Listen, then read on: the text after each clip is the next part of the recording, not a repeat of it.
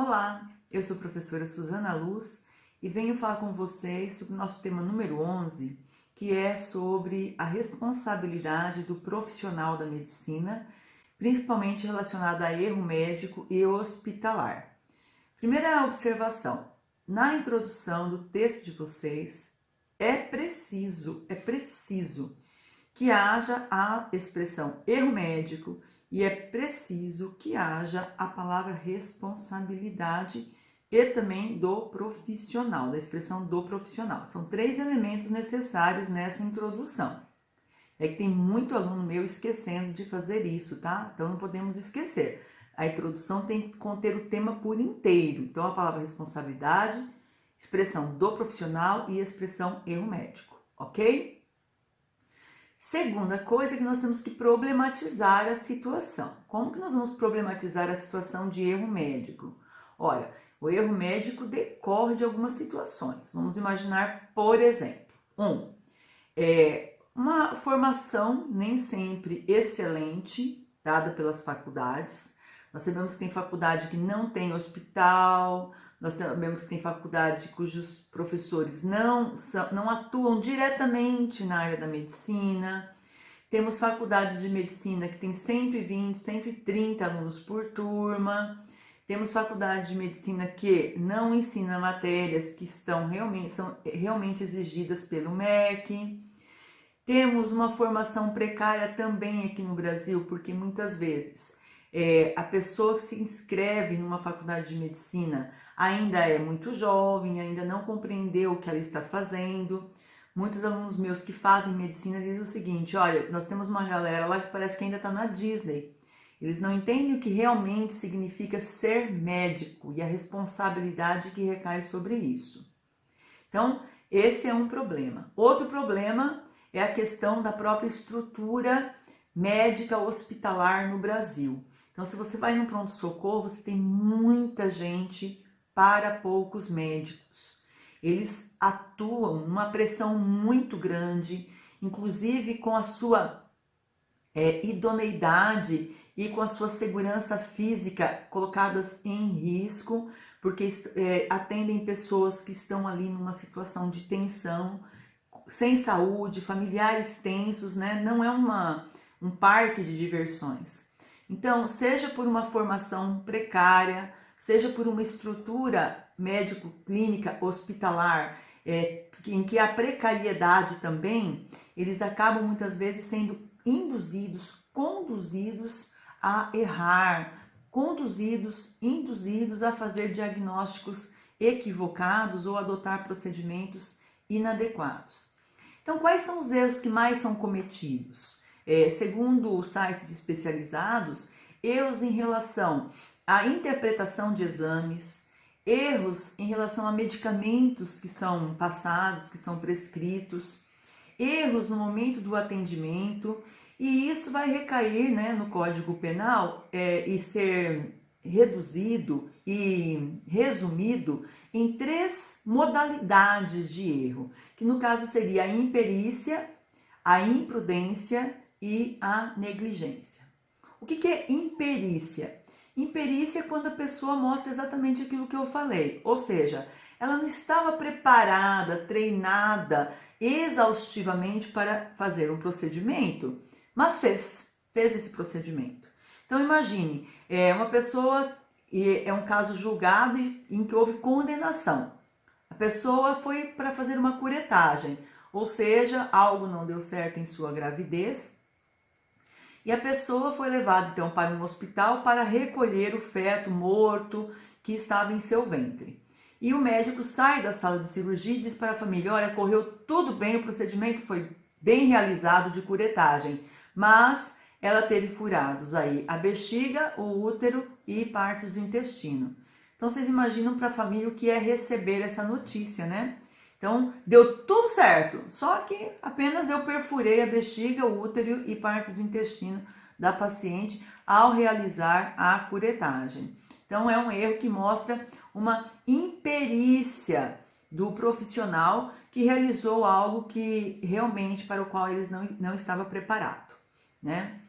A imprudência, ela tem outra caracterização. tá? Imprudência não é que a pessoa não saiba realizar, ela só não agiu com o cuidado necessário, né? Então, a pessoa chega ali no hospital com alguns sintomas e ao invés do médico pedir uma colheita de sangue, pedir para que se faça um raio-x, pedir para que se faça uma ressonância, ele dá um remédio para uma virose e despacha a pessoa para casa.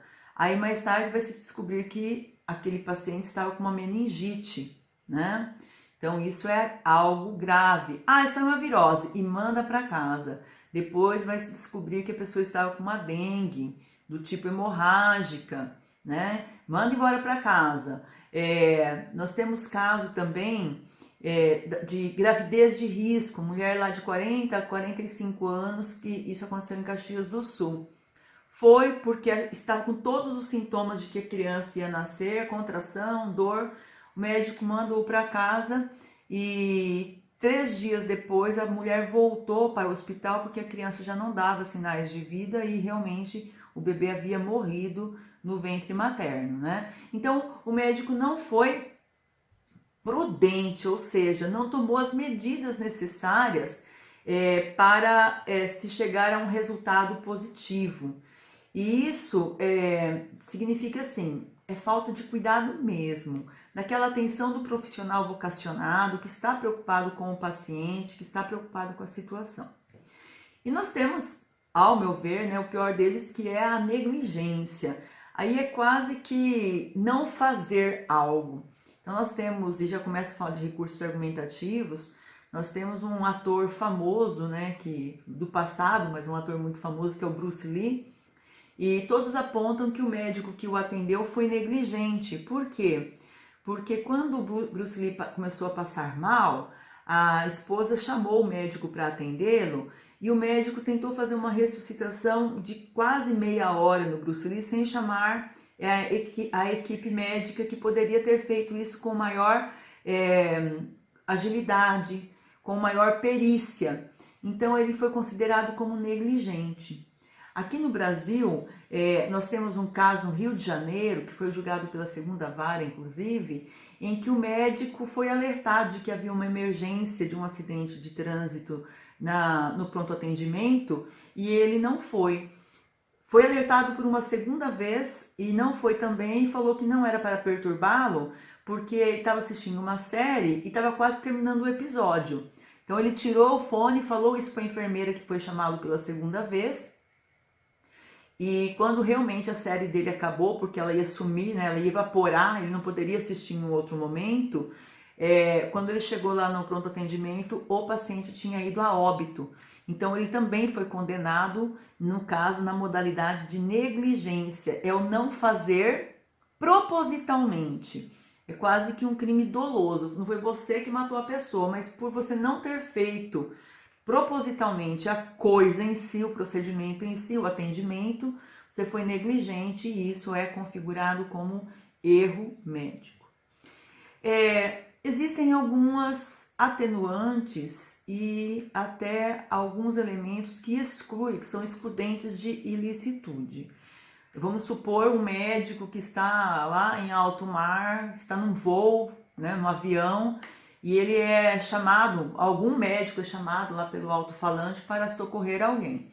Ele pode socorrer, realizar procedimentos de emergência e caso ele não consiga salvar a pessoa ou realize qualquer procedimento ali que numa situação normal seria considerada como imperícia, mas ali por não ter equipamentos necessários, por não ter remédios necessários, caso a pessoa, a vítima, venha a óbito ou venha a ter algum problema posterior, esse médico, esse profissional que está ali, às vezes de passeio, em viagem, ele não pode ser responsabilizado, tá bem? Então, gostaria de falar para vocês o seguinte, todos esses erros, como falei, eu não acredito que alguém os cometa assim, hoje eu vou fazer tal coisa, mas é que as circunstâncias muitas vezes encaminham para isso, né? Então, como recurso argumentativo aí eu falei do Bruce Lee, nós podemos recordar também outra famosa personalidade que foi o Michael Jackson, que todos apontam que o erro foi do médico, né? Ao prescrever remédios, muitos medicamentos para o ator, o que acabou levando a óbito. Nós também temos uma atriz norte-americana que eu tinha bastante admiração pelo trabalho dela, que é a Brittany Murphy. Ela também foi medicada sob suspeita de estar com pneumonia e anemia, e a mistura desses dois medicamentos que foram receitados pelo médico dela a levaram a óbito também. Foi uma perda para a época, porque ela era uma atriz bem talentosa, como estou falando, né? Vocês podem também falar da judicialização da saúde, que é um tema que nós já trabalhamos, tem até vídeo aí no canal do YouTube, né, para isso. É um tema interessante também, vocês podem falar dessa judicialização. Dizer que no Brasil existem, né, como eu falei logo no início do vídeo, 6 incidências, recorrências de erro médico por hora. Existem inúmeras ações, nosso tema de redação fala sobre isso, né? Existem inúmeras ações, 3 ações de erro médico por hora no Brasil também, então 6 pessoas sofrem com erro médico por hora e 3 ações por hora no Brasil em relação a erro médico. Na maior parte das vezes, os médicos são inocentados. Os hospitais são inocentados, os enfermeiros são inocentados, na maior parte das vezes. Mas existe aí, então, uma demanda judicial muito forte, por quê? Porque as pessoas se sentem prejudicadas. Elas procuram um médico para melhorar e não para piorar, para serem curadas e não para irem a óbito, né? Gostaria de ressaltar também que, às vezes, não é o médico que erra, mas existem casos em que o médico faz prescrições precisas sobre eu que quero fazer a primeira troca do curativo. E a enfermeira vai lá, insiste, ela faz e acaba prejudicando o paciente. Então, muitas vezes, o erro não é médico, é um erro do hospital, é um erro de um outro profissional relacionado, né? Já li também, para fazer o tema, li vários casos em que a pessoa colocou no quadro de aviso, olha, sala tal, sala 3 da cirurgia, que iria amputar a perna esquerda, e na verdade era a perna direita, a pessoa escreveu errado e teve problemas, imagine, né? Eu vou dar um depoimento que aconteceu comigo. Eu já tenho 48 anos no cangote, né? E esses tempos atrás fui para um procedimento num hospital, estava lá aguardando já que me levassem para a sala em que eu ia fazer esse procedimento, e vai a enfermeira para lá e vai a enfermeira para cá, e vão para lá e vão para cá, e já tinha quase 40 minutos que eu estava ali sentada, né? E a enfermeira passava e olhava para mim, e passava e olhava para mim, e nada. Aí alguém finalmente falou assim, como é seu nome? Eu falei, é Suzana. Mas a senhora não vai fazer uma cesárea, né? Eu falei, não, eu sou gorda, mas não tô grávida. Eu sou gorda, mas não tô grávida a ponto de fazer uma cesárea, né? E fiz assim pra ela, né? Então, ela falou, não, porque tá escrito aqui, ó, Suzana Gemojeski Luz. Sou eu. Então, cesárea. Agora eu passo aqui e vejo a senhora, não tô vendo cesárea nenhuma. Eu falei, pois é, então eu não vou fazer uma cesárea. Quem que errou? Foi a moça na hora de me registrar quando eu dei entrada na recepção. Lá no formulário, ela colocou o código, um número certamente errado, e apareceu que eu ia fazer uma cesárea. E não ia, nem grávida eu estava, né? Então, muitos erros podem acontecer a partir de uma atendente do balcão que anotou um procedimento diferente daquilo que realmente era para ser feito, né? Então, eu quero mostrar para vocês exatamente isso, que muitas vezes o erro não é do médico em si, mas pode ser de um enfermeiro, de um auxiliar de enfermagem, de alguém da administração relacionado, né? Então, eu gostaria que vocês não deixassem de anotar aí, que os médicos passam por toda essa situação, como eu falei no início do vídeo. Problemas de superlotação, problemas de muitas vezes não ter sido muito bem formado na faculdade em que esteve, problemas relacionados a outros profissionais que estão ali o auxiliando, né? Então, sejam críticos ao abordar esse tema, porque tem muita coisa para se falar, muitos casos para se contar, muitos exemplos para serem citados, mencionados. Existem também aí várias citações, né? Vocês adoram bancos de citações, mas tem que fazer de forma contextualizada, que vai auxiliá-los nessa redação. Propostas interventivas existem, que é mais aberturas de postos médicos, mais contratação, que as faculdades formem esses médicos, principalmente dentro da ética, principalmente numa visão mais sociológica da sua atuação como profissionais da medicina. Vocês podem partir também com uma proposta interventiva que fale da humanização, tanto em relação ao médico, quanto do médico em relação a seus pacientes, tendo em vista que 95% dos meus alunos querem medicina, é um tema que veste em vocês. Façam uma redação bonita, brilhante, estamos próximos aí aos vestibulares de meio de ano, quem sabe esse tema não cai para você, aí você vai estar preparadíssimo, tá bom? Grande abraço da professora Suzana. Curtam o canal, dê um like, tá bom?